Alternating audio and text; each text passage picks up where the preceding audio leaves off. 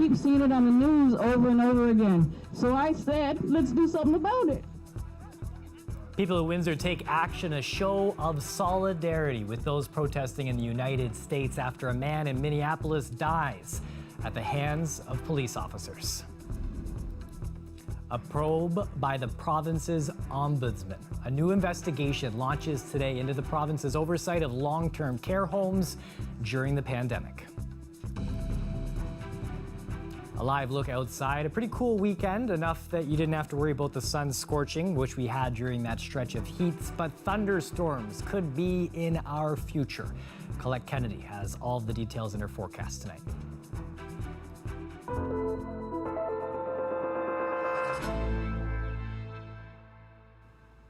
I'm Chris Ensing. Thanks for joining us. A migrant worker in Essex County has died of COVID-19. The news comes as cases among farm workers continues to rise in Windsor, Essex.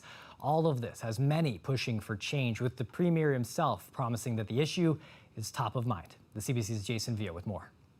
It was over the weekend when a 31-year-old migrant worker in Kingsville died of COVID-19.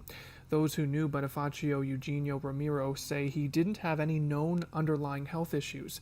He arrived at Woodside Greenhouses in February and was set to return to his family in Mexico in December. Just truly heartbroken. These gentlemen come here to work to make a better life for them and their families, and they do work that Canadians here won't do. It was back on May 21st when Eugenio Romero got a fever, and his employer took him to the hospital for a COVID-19 test.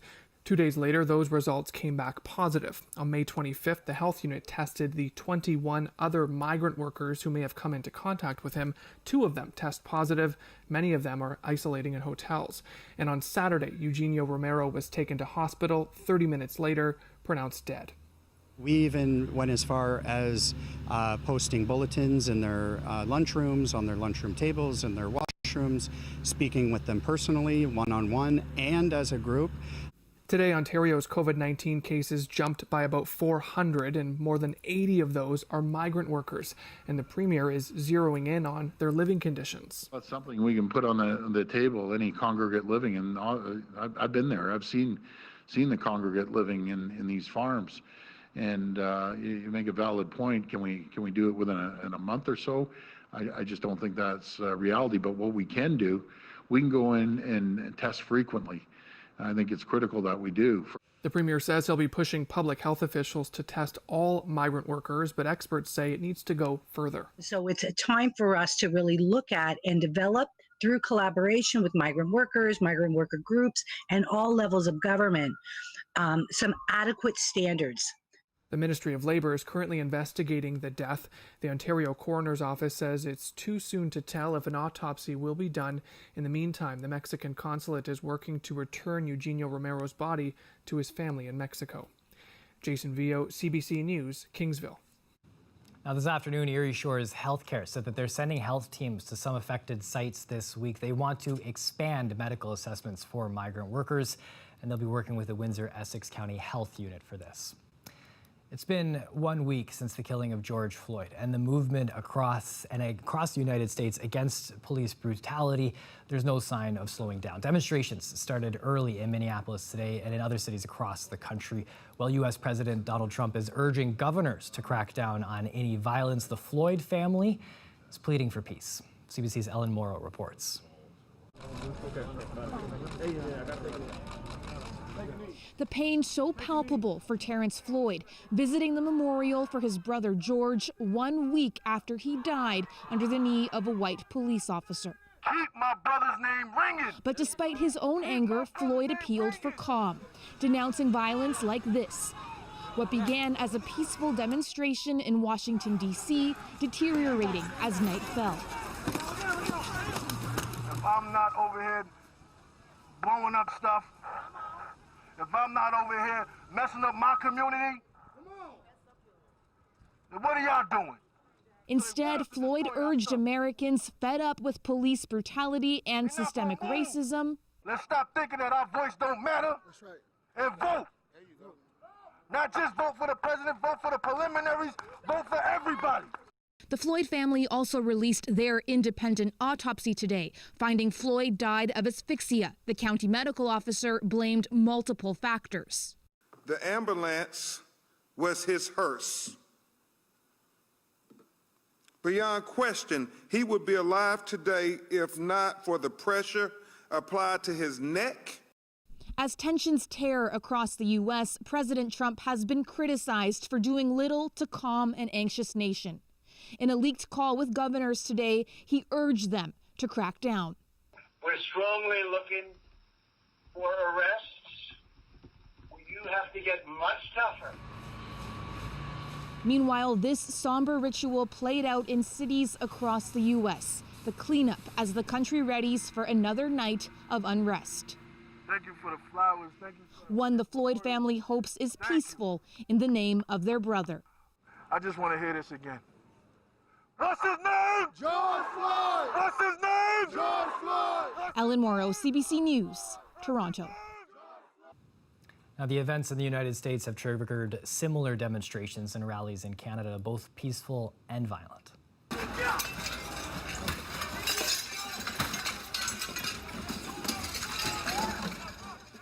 In Montreal, looters broke away from what had been a peaceful march. When the planned demonstration ended, a number of stores along Montreal's popular St. Catherine Street were vandalized and robbed. Several fires were set. In Vancouver, a crowd estimated at more than 3,000 gathered at the city's art gallery for a peaceful demonstration.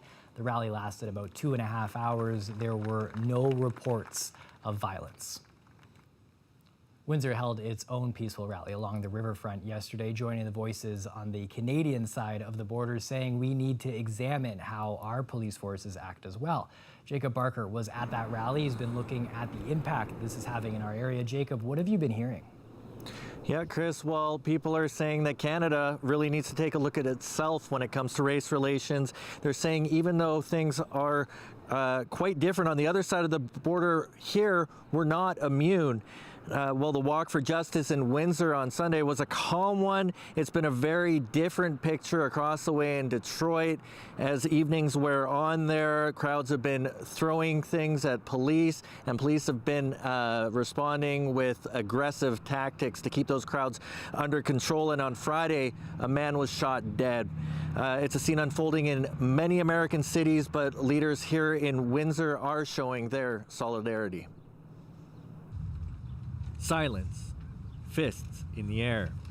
This is how Windsor sent its message to Detroit yesterday. The crowd saying, "We're with you." They need to see that we care about them just as much as they care about us. We're all one. What's been happening on the streets of Detroit is in stark contrast to Sunday's scenes here. For the last 3 nights, standoffs between police and protesters have been getting more tense. Last night, police made more than 100 arrests. It's disheartening. It's dehumanizing. So I'm trying to make sure that my voice is heard, not only in the States, but also in Canada, as said. Say his name! George Floyd! Many like Bandy who are speaking out against the injustices they see in the United States are speaking out about what they see here on Canadian soil as well. Police brutality exists in Canada. I'm fairly certain that there's disproportional abuse of minorities and people of color. So it's an important conversation here as well. Everything that happens there happens here, and we need to show support. We need to be vocal about that as well. I would say that the experience of the black people in the hands of the police is totally different from the experience of the other races, especially the white people in the hands of the police. Afolabi says people need a safe space to speak about their experiences. People need to be free to say, this happened to me, it upsets me, I don't like it. And it's not just the police. I think we'll be making a mistake to address police brutality or relationship with the police force and forget the systemic racism. The systemic racism is there. So I'm hoping that we can have a forum where the members of the community can come out and say, hey, maybe they won't know the date. They say, that was a day this happened to me. And I know if I had not been a black person, it would not have happened. So as the images of what's happening in the U.S. continue to emerge, it's driving the conversation not just on that side of the border, but here in Canada as well. Earlier today, the University of Windsor released a statement on the death of George Floyd, saying officials saying that it's been heartbreaking, and the university says that this should serve as a moment for everyone to take stock and do more around equality and human rights. Chris? Thanks for this, Jacob. The CBC's Jacob Barker, live tonight.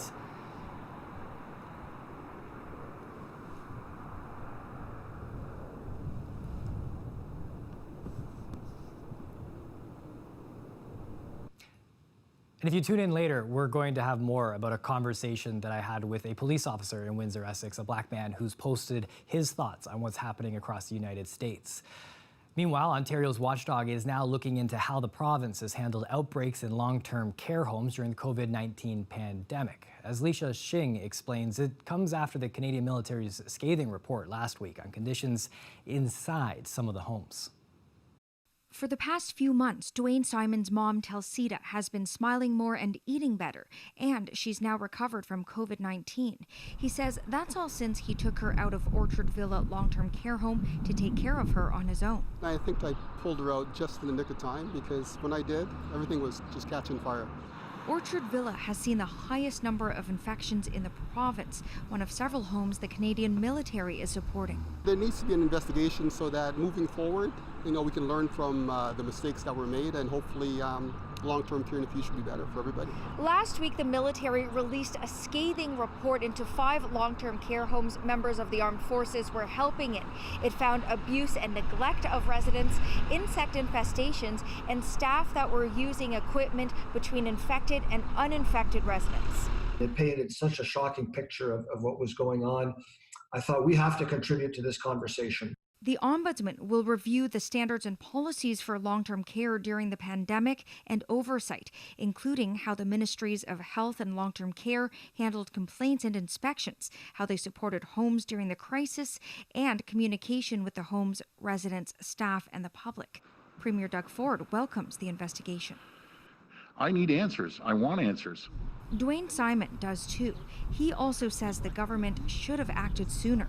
When Doug Ford said they're going to put an iron ring around long-term care, they should have locked it down completely, where not just banning families from coming in, but they should have also implemented that all workers wear proper protection. Simon is hoping the Ombudsman's investigation will help fix a broken system, but until then, he might just retire early to take care of his mom full-time and avoid sending her back into long-term care. Lisa Shing, CBC News, Toronto. The federal government calls it a start, a first step announced today to help municipalities suffering losses because of the pandemic. To make sure cities and towns have the resources they need to get and keep infrastructure projects going, we're speeding up this year's funding delivered through the Federal Gas Tax Fund. Instead of delivering 2 payments, one in the summer and one later in the year, we're delivering the full 2020-2021 amount to communities this month. Now, that amount will total more than $2.2 billion. The money is for infrastructure, not operating costs. But mayors across the country say that they need much more to avoid staff layoffs, service cuts, and tax hikes. Windsor City Council has approved 2 new locations for cannabis retail shops. One will be located at 1485 Erie Street East in what was once a Kentucky Fried Chicken. The other will be located at 300 Cabana Road East, Suite 2 in a small commercial development.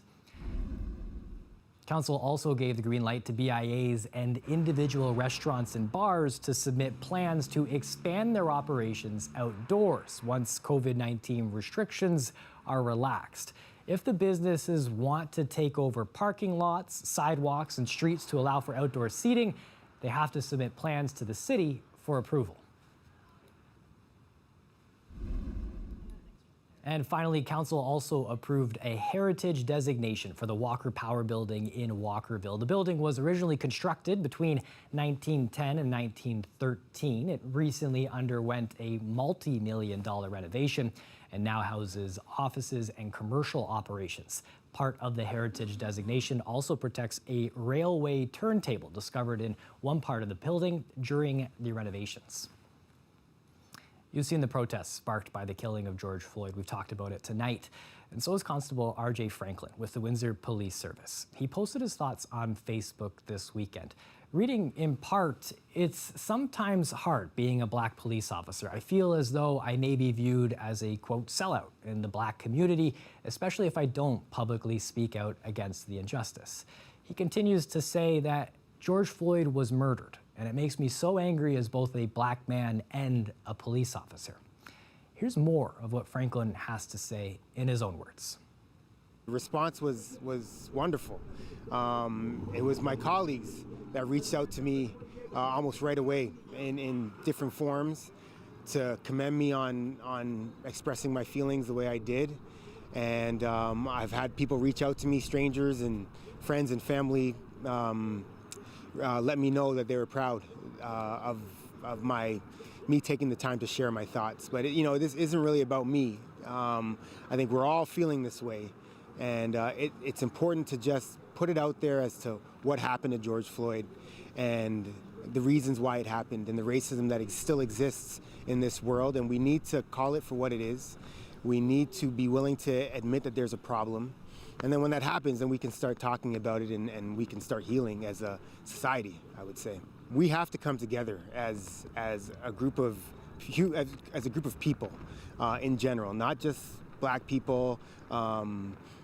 Everyone should be appalled at what happened, and everyone needs to come together and express that we are one and we are in this together, and we don't stand for hatred of any type. And to see people come together in a peaceful manner and declare what they stand for is very encouraging. CBC.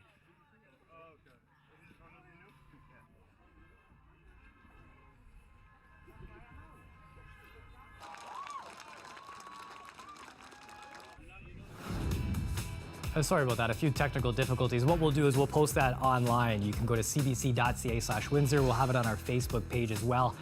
And RJ will be on our morning show tomorrow at 97.5 FM. You can listen to his interview with Tony Doucette about how he feels about the protests and what has happened since the killing of George Floyd. We'll have the full forecast with Colette Kennedy coming up next.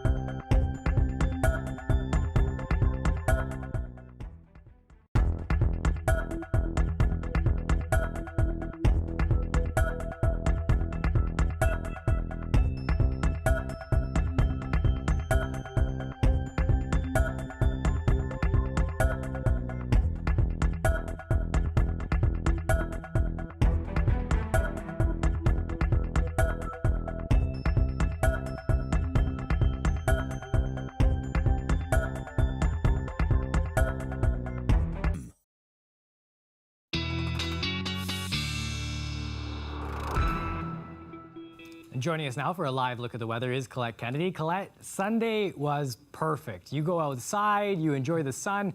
You might have worn a little sweater. It was just absolutely delicious weather-wise. I don't think it could get better, and I'm excited for what you got this week.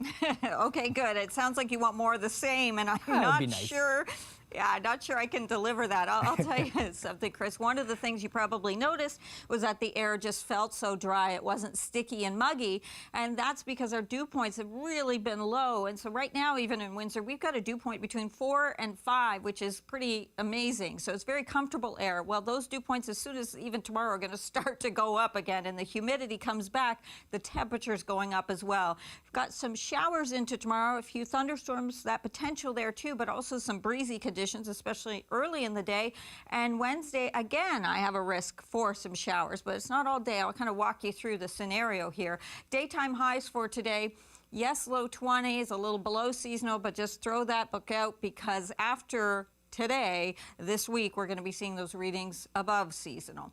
So currently, we're still sitting at that 22, Chatham-Kent at 21.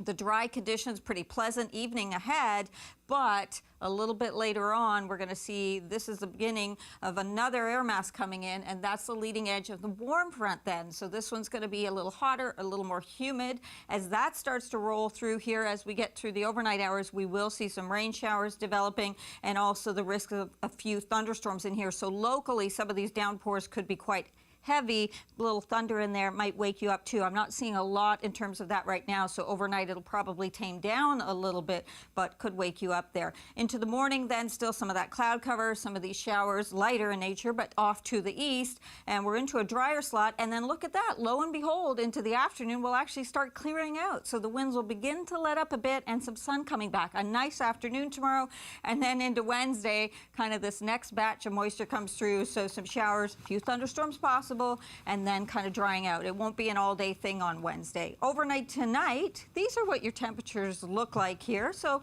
a little bit on the mild side, and for tomorrow, a lot on the mild side. There's our average high. We're headed up to, it's not just the temperature, again, it's those dew points will be going up. It's going to feel stickier, so feeling like at least 35, and then you can see through the week most of these readings. Until next weekend, Chris, you get, you know, your desire with those temperatures coming down and the humidity a little bit then too. That's okay. Thanks for making all of this make sense all the time. It's more than just the numbers. I appreciate it. You're most welcome. Thanks, Colette. Now, coming up, we're going to have a story about not necessarily the health effects that people are dealing with when they have COVID, but what happens afterwards as well, or some of the strange symptoms that people are having when they try their recovery path. Lauren Pelly with that story after the break.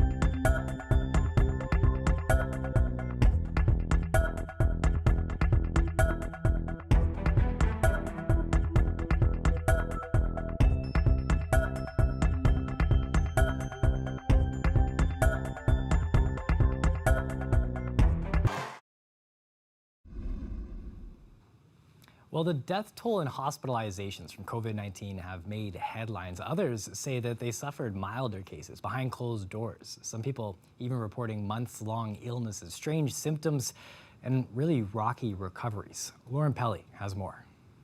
The first symptoms that I saw were more respiratory, so difficulty breathing. My heartbeat was going off the rack. I couldn't finish a sentence, and that's when I realized I need to go to ER. That was back in March while Hannah Way was on a business trip in Vancouver. Hospital staff told her she had a probable case of COVID-19, but didn't test her. They sent me back with a piece of paper that I could have just found off their hospital's website. Way wound up being sick for weeks and still hasn't fully recovered. She's now part of an online community of people with COVID-19. I've seen a lot of stories where people are on their 10th week and they're still having a hard time getting up in the morning. So the first 2 weeks were pretty intense. Ottawa resident Chandra Pasma says her whole family of 5 got sick in March, with different symptoms ranging from coughing and inflammation to nausea and diarrhea.